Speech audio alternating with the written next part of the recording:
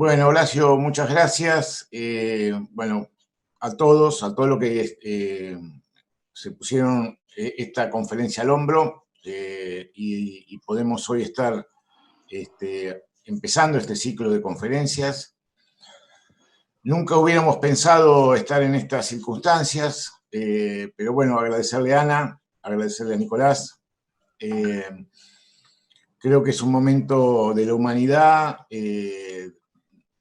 de reflexión, es un camino que nunca lo hemos recorrido, es todo nuevo, y en esto nuevo estamos todos en el día a día luchando, batallando en la trinchera porque el país se puso patas para arriba y hay que dar la pelea, pero en esta pelea diaria aparece una voz importante, una voz de un líder espiritual, de un argentino que es papa, pero es Jorge Bergoglio, es un hombre que nació acá con nosotros, que su pensamiento es de aquí y lo forjó también en su lucha durante todos sus largos años de pastor.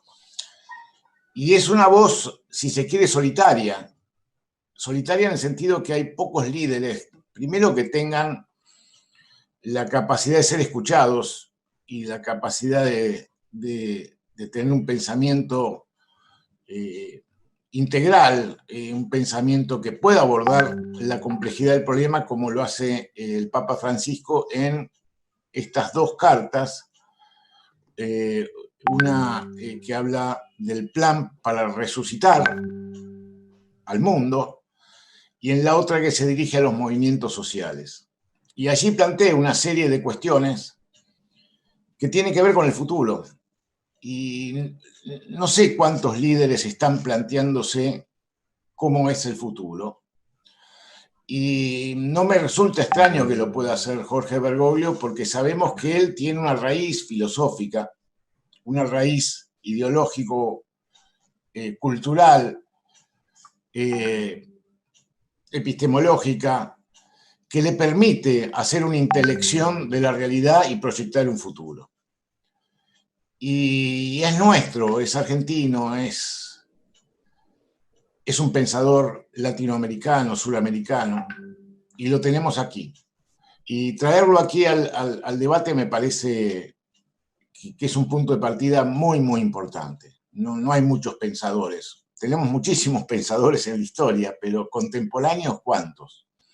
Pensadores nacionales, latinoamericanos. Así que, bueno, nada más que darles la bienvenida, agradecerle a todos los que están participando. Empecemos el panel, escuchemos creo que en primer lugar Ana, después Nico y después el resto de los panelistas. Y bueno, la verdad que es un honor y hace esto a nuestra necesidad de nutrirnos para la lucha que es muy difícil, pero a la vez inquietante, pero a la vez atractiva, porque se vienen tiempos de cambio. Escuché atentamente a todos.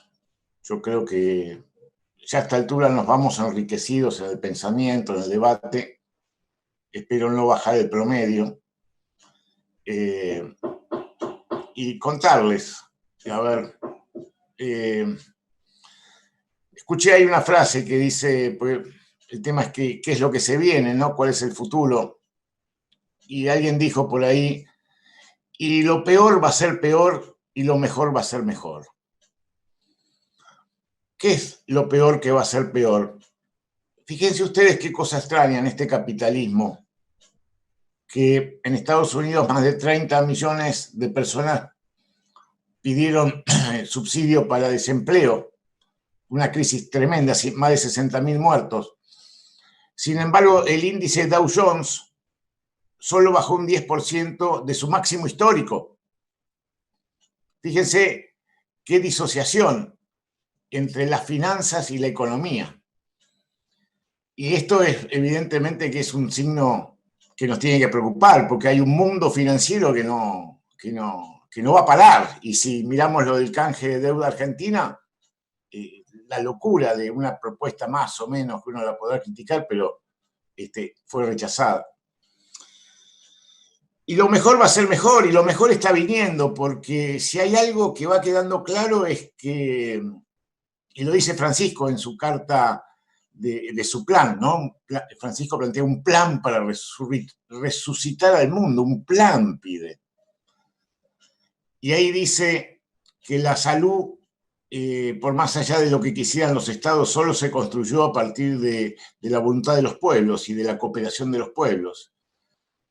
Y esta idea de la comunidad que se organiza detrás de la salud está clara. O sea, el resultado, el éxito acá en la Argentina, no solo es por la decisión de Alberto y de Ginés y de plantear la vida como prioridad, sino porque el pueblo acompaña. Y cuando el pueblo acompaña al Estado, ahí es cuando se producen los logros, los avances concretos. Entonces va quedando claro que esta democracia tiene que ser participativa y no alcanza con la democracia delegativa. Y va quedando claro esa dicotomía entre economía o salud o vida. ¿Cómo es esto? O sea, tenemos la bolsa o la vida, tenés que elegir. No, pero escúchame, si la bolsa está para la vida, si no, ¿qué sentido tiene la bolsa si no es para la vida? No, tenemos una economía disociada, ¿no? Es tan disociada que a veces decimos, che, no, lo social tiene que estar arriba de lo económico, como diciendo, no, pero, o sea, está tan desembebida la economía de la sociedad que quiero citar a un pensador preperonista, a un sociólogo, que lo tenemos que releer y lo tenemos que traer a la discusión, que es Polanyi, o Polanyi, Karl Polanyi, húngaro, después se fue a Estados Unidos. Él hablaba de esta economía desembebida, ¿no? Y él hablaba de que el capitalismo, al avanzar en su mercantilización sobre el trabajo, sobre la tierra y sobre el dinero, nos planteaba una situación absolutamente inédita en la humanidad. Porque él decía, el capitalismo y el mercado no estuvo desde el principio de la humanidad. Está desde hace 150 años. Bueno, ahora se van a cumplir 200. Y antes el hombre y la mujer se dieron en otra organización, como muy bien citaba Di Lorenzo, la experiencia de las misiones jesuíticas, donde en una mixtura extraordinaria confluyó el pensamiento católico, jesuita, y la organización de nuestros pueblos originarios. Y ojo, en América, en América precolombina, el ingreso per cápita era 2/3 el europeo. Entonces, esta reflexión acerca de ¿puede las reglas de mercado definirnos el trabajo, la tierra y el dinero? Es una reflexión profunda que tenemos que hacer.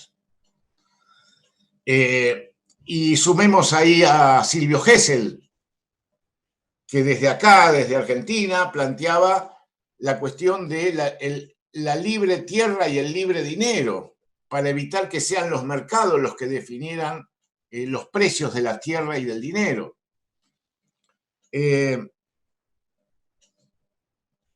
Estaremos frente a esa gran transformación que nos planteaba Polanyi, es decir, la gran transformación que había logrado el capitalismo al mercantilizar tierra, trabajo y dinero. Ahora nos tiene que replantear a ver si podemos hacer la gran transformación de ir generando una economía sustantiva, una discusión económica sustantiva, es decir, una ecuación económica que nos lleve a cuáles son nuestras formas de organización de la vida entre nosotros y con la naturaleza para satisfacer la vida y la reproducción de ella en las futuras generaciones. No es la economía de Paul Samuelson y de los liberales que nos habla de la escasez frente al deseo, no la escasez frente a la necesidad. El liberalismo nunca habla de necesidad, porque la necesidad es la necesidad de la vida y punto. Pero el deseo es infinito. Y si la economía se trata de satisfacer el deseo de los más poderosos y los más ricos, es la economía que tenemos hoy.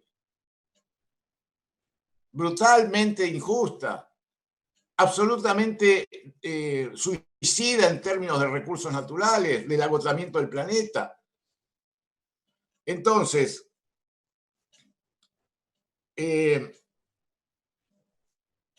estas son las reflexiones que nos plantea Francisco, ¿no? Una sola cosita, ¿no? Si el deseo de los ricos de la Argentina es tener a salvo su capital y su renta, nunca van a alcanzar los dólares para satisfacer los deseos de seguridad de estas personas, que lo único que necesitan es que el Estado se endeude en dólares para tomar esos dólares y fugarlos afuera del país. Entonces, el mercado del dólar en Argentina, digamos, en función del deseo de los ricos de fugar, es insostenible, es insostenible. Entonces nos tenemos que plantear otro tipo de economía, de ciencia económica. Y ahí pensar el trabajo, la vida, la tierra y el dinero, porque el dinero es necesario para nuestra economía monetaria. Nadie quiere volver a siglos atrás. La economía de la especialización del trabajo llegó para quedarse. Cada uno de nosotros sabe hacer algo e intercambia con otros ese trabajo. Y para eso necesitamos la moneda, para intercambiar nuestros bienes y servicios. Y es un disparate que hoy la Argentina tenga un nivel de moneda cercano al 30% del PBI, cuando otras economías, para no decir europeas, hablemos de Chile, tiene el 90% del PBI monetizado, o Brasil, que tiene el 85%. Es decir, el problema de la Argentina es la falta de moneda y estar en un patrón dólar, que es el que nos lleva a que si inyectás liquidez, como hizo el gobierno acertadamente, generando condiciones de liquidez frente a la crisis, parte de esa liquidez se te va al dólar y hoy tenés el blue a 130 arrastrando al oficial y llevándonos de vuelta a una situación inflacionaria. Esto ya lo vivimos. Por eso hace un tiempo nosotros hablamos de una moneda complementaria inconvertible que permita no tener estas circunstancias. Pero bueno, son cosas que va a ser difícil trabajarlas. Horacio, perdóname, me perdí en el tiempo, no sé ni dónde estoy. Haceme una seña cuando falte un minuto. O dos. Bueno, planteado esto, nosotros venimos, ¿cuál sería la gran transformación? Quizás lo que estamos pensando no es en... la idea es esta, no es estadocéntrica, no es mercadocéntrica, pero entonces se basa en la economía social, la solidaria, la comunidad organizada, el abordaje territorial, cómo se construye, lo dijo Franca, el problema del desarrollo local, cómo construimos esa economía de proximidad, esa economía de cercanía. Y cómo esto nos va a llevar a pensar mucho más en el desarrollo local que en las cuestiones macro, ¿no es cierto? Y construir de abajo para arriba. La verdad se abre un debate muy interesante, muy interesante. Nosotros hablamos del tercer motor, que es ese sector de la economía social solidaria, de cómo, lo dijo Alberto, cómo se ha puesto al desnudo la realidad argentina con el IFE, eso que se marcó muy bien, la informalidad y la absoluta desprotección de vastos sectores de nuestro pueblo, ¿no? Yo vengo hoy de Marcos Paz, provincia de Buenos Aires, Cuarto Cordón. Lanzamos con el intendente la mutual Marcos Paz para todos los habitantes de Marcos Paz.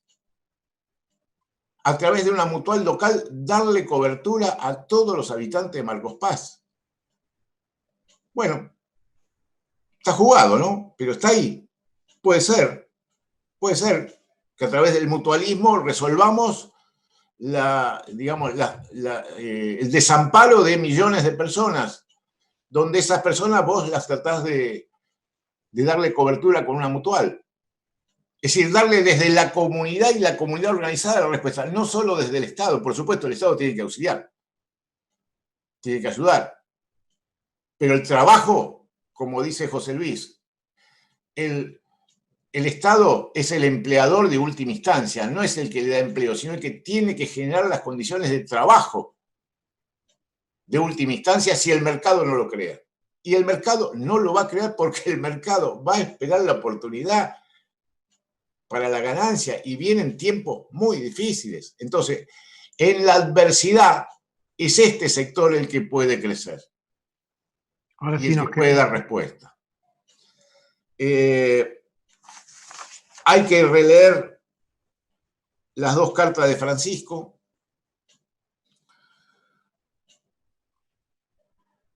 Plantea las cosas que son fundamentales. Unir a toda la familia humana en la búsqueda de un desarrollo sostenible, integral.